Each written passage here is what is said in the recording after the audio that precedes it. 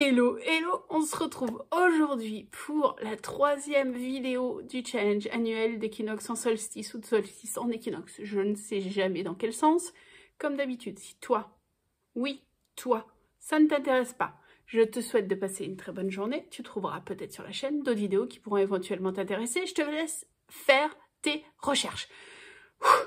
Pour les autres, je vous en dis plus tout de suite après le générique.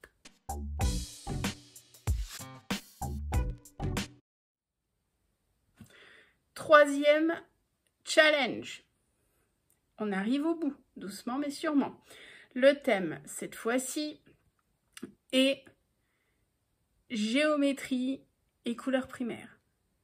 Ouais, on a donné 5 formes aux filles. Elles doivent en choisir 3 dans ces 5 formes et affecter une couleur primaire à chaque forme. Jusque-là, vous me suivez. Le hic, c'est que chaque fois qu'une forme va chevaucher une autre, il va falloir que la partie chevauchée prenne la couleur d'addition des deux couleurs. Je ne sais pas si ça fait du sens. Si par exemple, il y a un rond rouge avec un carré bleu qui se rencontrent, l'intersection va être bleu plus rouge, violette. Voilà. On n'a pas donné de thème. On a laissé champ libre total. Tout ce qu'on veut, c'est qu'elles utilisent les 3 formes pour créer une pocket yarn. Vous connaissez maintenant pocket yarn, c'est format A5 4 ATC ou une pocket letter 9 ATC en format A4. Donc, pas de thème imposé. Elles peuvent partir sur de l'abstrait, du figuratif, ce qu'elles veulent. Tout ce qu'on veut, c'est pas de thème sur la rentrée. Donc, elles ont vraiment le champ libre. Mais il faut cette géométrie associée à l'addition des couleurs primaires. Pour ceux qui arrivent, ce challenge a été concocté par Isaac Réa et moi-même. On a lancé le défi à une dizaine de participantes. 4 défis sur l'année, c'était tout ou rien. Un défi à chaque changement de saison. Ok ? Je vous remettrai le lien dans les i des différents défis précédents. Donc au niveau du printemps et au niveau de l'été. Les défis sont un poil barrés. On se laisse 3 mois à chaque fois pour créer. Ce qui explique que les défis montent crescendo en difficulté. Toutes les chaînes seront listées dans la barre d'infos. Celles qui ont des chaînes YouTube, vous avez juste à cliquer sur les liens. Celles qui ont les Instagram, je vous invite aussi à les cliquer pour aller découvrir leur création. Et celles qui n'ont pas du tout de réseau, Isa fait une vidéo melting pot pour présenter à chaque défi. Je vais arrêter de gagner du temps et de blablater et je vais m'y atteler. La vidéo sera en accéléré et en musique. Comme d'habitude, si vous avez des questions, laissez un commentaire. Moi, je vous retrouve à la fin pour vous présenter ce qui est sorti de mon esprit.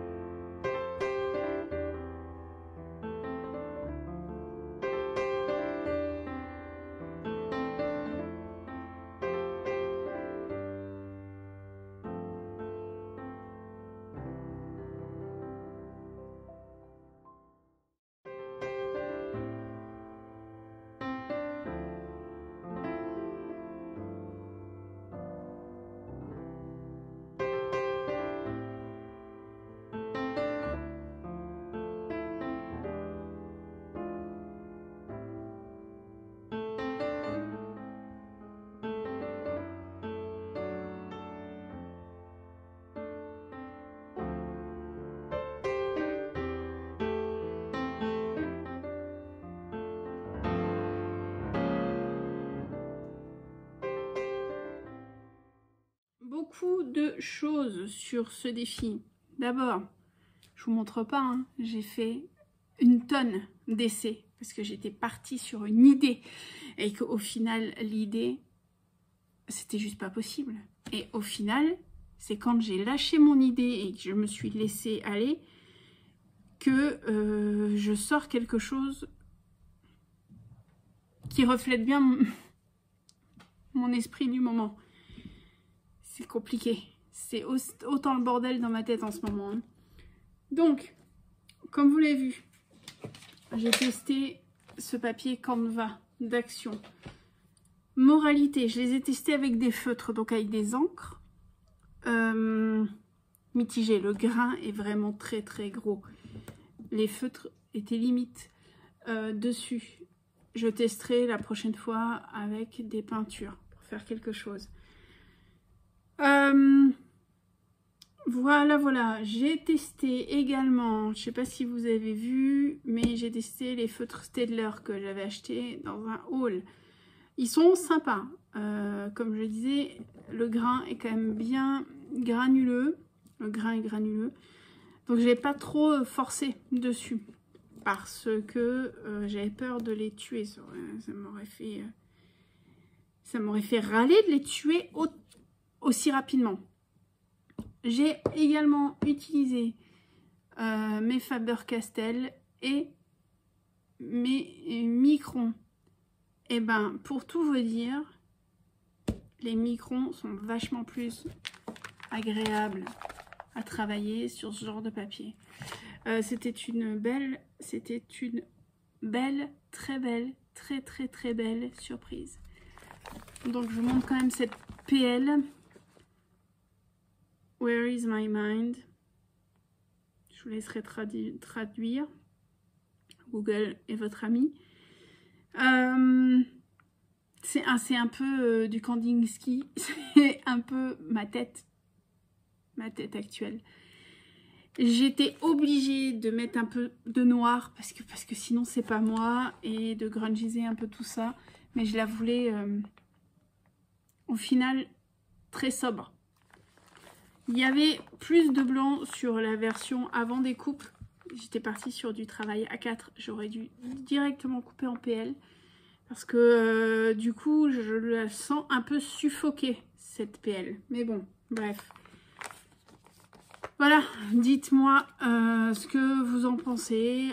Top, flop. Si vous avez des questions, vous les laissez dans les commentaires.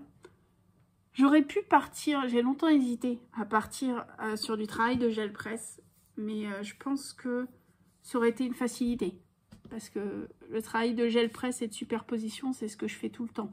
Donc je me suis mis vraiment en difficulté à travailler des formes géométriques et essayer de faire du sens. Je sais pas si ça se dit, mais en sortir quelque chose en tout cas. Voilà. Je vous la remontre, cette PL digne des Shadok, parce que je trouve que ça ressemble un peu à des Shadok, ou un cours de géométrie de 5e. Bref, je vous invite fortement à aller voir ce que les copines ont fait.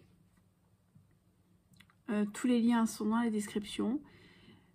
Les filles qui ont participé, merci d'avoir joué le jeu.